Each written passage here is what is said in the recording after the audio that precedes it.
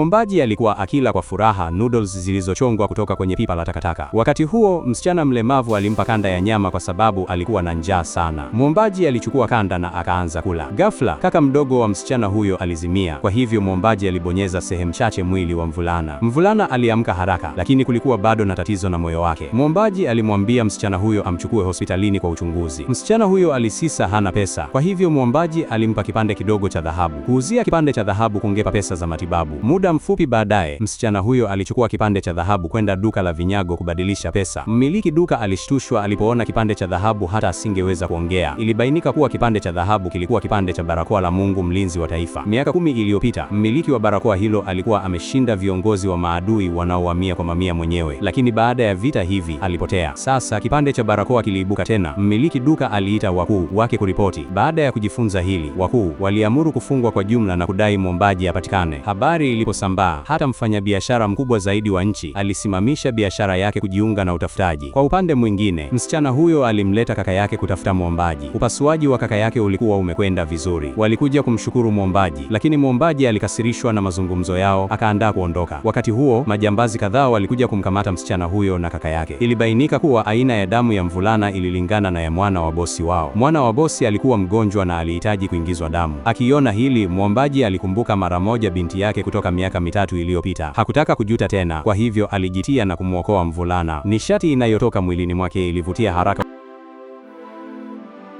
Wote walikimbilia kuelekea eneo lililowekwa alama. Kwa upande mwingine, kushindwa kwa majambazi kulimfanya bosi wa genge asirizike. Kwa hivyo bosi wa genge aliamua kuchukua hatua mwenyewe. Haikuchukua muda mrefu kuwapata ndugu hao. Bosi wa genge alimshawishi msichana huyo aache kupinga. Wakati huo, mwombaji aliwaonya waondoke, vinginevyo wangalikabili matokeo. Bosi wa genge alihisi kudharauliwa na kumshtaki mwombaji kwa hasira, lakini alipokaribia mwombaji alitupwa mita 300 mbali. Mara baada ya hapo, wasaidizi wote wa mwombaji walifika eneo hilo.